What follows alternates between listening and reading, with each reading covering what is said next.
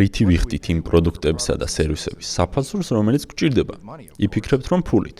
რა თქმა უნდა, მაგრამ თუ იტყვით, რომ ფული უბრალოდ მიმოცვლის საშუალება, მაშინ სინამდვილეში რითი ვიხდით საფასურს? ჩვენ ვიხდით წარმოებით. იმისთვის, რომ რამეს მოხმარება შეძლო, პირველ რიგში რამე უნდა აწარმოო. ავიღოთ მარტივი მაგალითი. ვთქვათ, რომ მე თმის სტილისტი ვარ, რომელსაც პურის ყიდვა სურს. მე შემიძლია წავიდე მაღაზიაში და გამყიდველს პურის სანაცვლოდ თმის შეჭრა შევთავაზო. თუ გამიმართლა და გამყიდველს ჩემი მომსახურება სჭირდება, შეიძლება სანაცვლოდ პური მართლაც მივიღო. ასევე შესაძლებელია, რომ მაღაზიის მეპატრონე მელოდი აღმოჩნდეს და ჩემი სერვისი არასოდეს დასჭირდეს. სწორედ ეს არის, რაც ფულს ასე უნივერსალურ შუამავლად აქცევს. მე შემიძლია ფული გამოვიმუშაო, ჩემი მეგობარი ჯესიკას თმის შეჭრით და შემდეგ ამ ფულით ვიყიდო პური. ხოდა, არ შეგვეშალოს, მე პურს ჩემი თმის შეჭრის უნარით ვყიდულობ. მე პირველ რიგში ვაწარმოებ რამეს და შემდეგ ეს ჩემი ნაწარმოების სერვისი მაძლევს საშუალებას, რომ პური ვიყიდო. მიუხედავად იმისა, რომ ფულს შუამავლად ვიყენებთ, მარტივი სიმართლე არ იცვლება. თუ ჩვენ გვინდა რამე ვიყიდოთ, ჯერ რამე უნდა გავყიდოთ. ასეთი გაცვლა თუ ნებაყოფლობითია, მაშინ მას ორივე მხარისთვის დადებითი შედეგი მოაქვს. მომგებიანი რომ არ ყოფილიყო, ასეთ გაცვლაში მონაწილეობას არავინ მიიღებდა. მსგავსი გაცვლები მე, როგორც სტილისტს მაწყობს, რადგან შემიძლია სპეციალიზდე იმ სფეროში, რომელშიც ყველაზე ეფექტური ვიქნებ. პურის გამოწყობას კი ისეთ ადამიანებს მივანდობ, რომლებსაც ეს საქმე ყველაზე კარგად გამოსდით. თუ მელოდ პურის გამყიდველს არ სჭირდება ჩემი მომსახურება, მას თავისუფლად შეუძლია შეიძინოს მისთვის საჭირო პროდუქტები იმ ფულით, რომელსაც ის პურის გაყიდვით შოულობს. ისეთ შეიძლება მოხდეს, რომ ჩემმა მეგობარმა ჯესიკამ ისწავლოს ამოუყვანი მალამოს დამზადება. ამ მალამოს კი ის მელოდ პურის გამყიდველს მიჰყიდის. ამრიგად, ბაზრის მადლობლები უნდა ვიყოთ, რომ მე, ჯესიკას და მელოდ პურის გამყიდველს შეგვიძლია უფრო იაფად შევიძინოთ ის პროდუქცია, რომელიც ბევრად ძვირი დაგვიჯდებოდა ჩვენით რომ გვეწარმოებინა. ახლა მივადექით შემდეგ შეკითხვას, რა არის ექსპორტი და იმპორტი. მარტივად თუ ვიტყვით, იმპორტი რაღაცების ყიდვაა, ხოლო ექსპორტის დროს ჩვენ საქონელს ვყიდით. ერთადერთი მიზეზი, რატომაც ამ ტრანზაქციებს განსხვავებული სახელები ქვიათ, არის ის, რომ ექსპორტსა და იმპორტში ჩაბმული ადამიანები სხვადასხვა ქვეყანაში ცხოვრობენ, მაგრამ ეკონომიკის კანონები საზღვრების გადაკვეთისას არ იცვლება. ჩვენ ისევ გვიწევს, რომ წარმოებით გადავიხადოთ მოხმარებისთვის, ხოლო ნებაყოფლობითი გაცვლები ისევ ორივე მხარისთვის მომგებიანია. საკითხს კიდევ უფრო თუ გავამარტივებთ, შეგვიძლია ვთქვათ, რომ ჩვენ იმპორტის საფასურს ექსპორტით ვიხდით. ალბათ ხშირად მოგისმენიათ აზრი, რომ ექსპორტი ბევრად უფრო მნიშვნელოვანია ვიდრე იმპორტი. ამ ყველაფრის სასახსნელად ისევ ჩვენი სტილისტის кейსს დაუბრუნდეთ. როგორ ვფიქრობთ, რაზე ღელავენ ყველაზე მეტად სტილისტები? რა უფრო უნდათ, მეტი კლიენტი ყავდეთ თუ მეტი პური ურჩევნია? არის კი წარმოება მათი ნამდვილი მიზანი. ნებისმიერი სტილისტი ბედნიერი იქნებოდა თუ პლაჟზე იწვება და მიმტანები უფასოდ მიართმევენ გახოხულ პურს. ჩვენი მიზანი ხო მაქსიმალურად მეტის მოხმარებაა და არა მეტის წარმოება. ჩვენ მეტის წარმოება მხოლოდ იმისთვის გვჭირდება, რომ მეტის მოხმარება შევძლოთ. ასევე იმპორტისა და ექსპორტის შემთხვევაშიც. ჩვენ გვჭირდება იმპორტი, რადგან იმპორტი საზღვარგარეთიდან კარგი რამეების შემოტანას ნიშნავს. ექსპორტი კი ის აუცილებელი ბოროტება, რომელიც ჩვენ საშუალებას გვაძლევს, რომ იმპორტირებულ საქონლისთვის გადავიხადოთ. თუ ჩვენ შეგვეძლებოდა, რომ სულ იმპორტი გვეწარმოებინა ექსპორტის გარეშე, ეს იქნებოდა საუკეთესო ჩვენი ქვეყნისთვის. სამწუხაროდ, ეს შეუძლებელია. ამ ყველაფრის გაგების შემდეგ ჩვენ უკვე შეგვიძლია ვისაუბროთ პროტექციონიზმზე. ყველამ ვიცით, რომ სანქციები ამა თუ იმ ქვეყნისთვის ზიანის მისაყენებლად გამოიყენება. მიუხედავად ამისა, საკმაოდ ბევრ ადამიანს განსხვავებული მიზეზების გამო სჯერა, რომ სავაჭრო ტარიფები, რომლებიც შინაარსით საკუთარ ქვეყნისთვის დაწესებული სანქციაა, სასარგებლოა. ჩვენ მოახდენთ სტიმულირებას ეროვნული პროდუქტის მოთხოვნაზე და დავიცავთ ადგილობრივ მწარმოებლებს, გეტყვიან ისინი. არის კი ეს სწორი მსჯელობა. ამ კითხვაზე პასუხის გასაცემად წარმოვიდგინოთ, რომ არსებობს ორი ქვეყანა და მათ შორის არ არის არანაირი კავშირი. ერთი ჩრდილოეთით მდებარეობს, მეორე სამხრეთით. ჩრდილოელები ხის მასალის უბადლო მწარმოებლები არიან, მაგრამ მათ პორტოხალით ძალიან უყვართ. პორტოხალის ამ სიყვარულის გამო რამდენიმე ჩრდილოელმა მოქალაქემ გადაწყვიტა, რომ დიდი ხარჯი გაეღო და სათბურები აეშენებინა.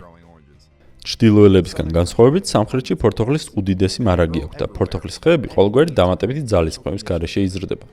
არსებობის რაღაც ეტაპზე ამ ქვეყანას შორის სავაჭრო ურთიერთობები დამყარდა. რა თქმა უნდა, საზღვრების გახსნის შემდეგ ჩრდილოეთში ძალიან ბევრი და იაფი პორტოხალი აღმოჩნდა ხელმისაწვდომ. ტრანსპორტირების ხარჯების გათვალისწინებითაც კი სამხრეთელების პორტოხალი ბევრად იაფი ეღირება, ვიდრე ჩრდილოეთში მოყვანილი მჟავე პორტოხალი.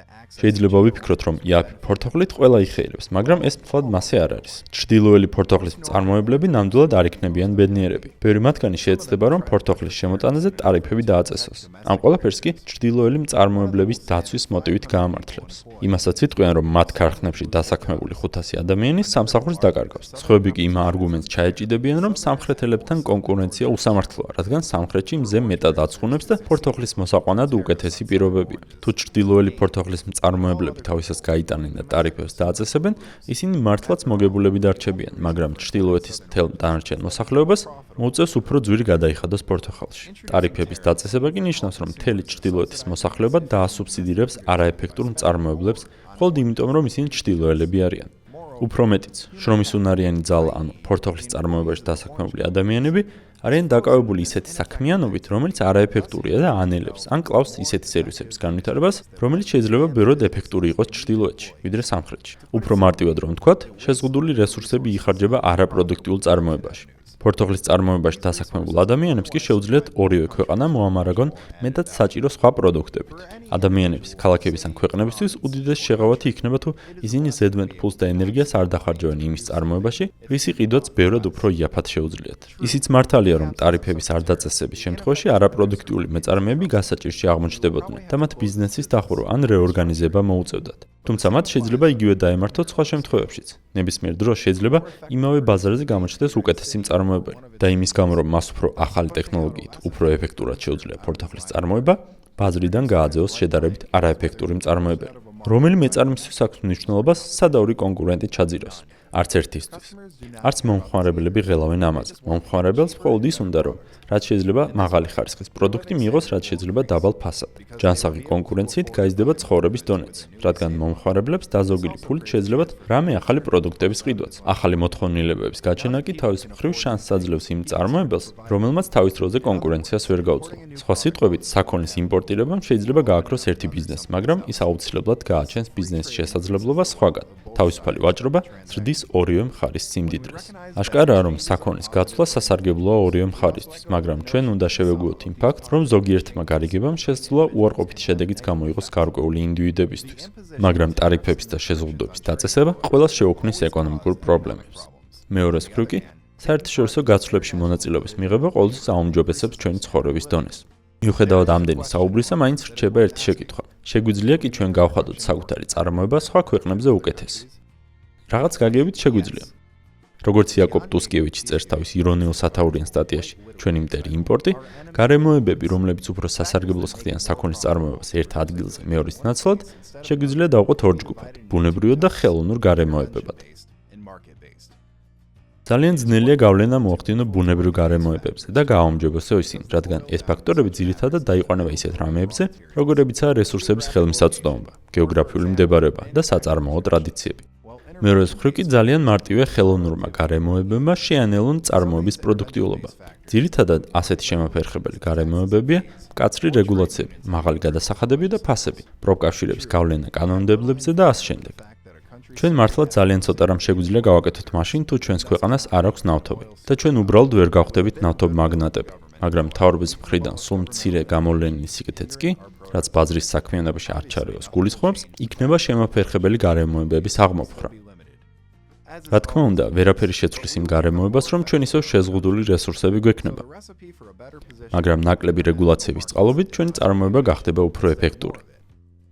ასე რომ, საერთაშორისო ბაზარზე წარმატების მოპოვების რეცეპტი არის ნაკლები რეგულაცია და არა პირიქით.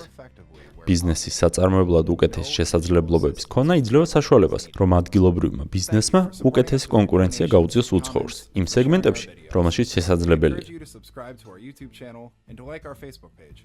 You will find the links in the video description.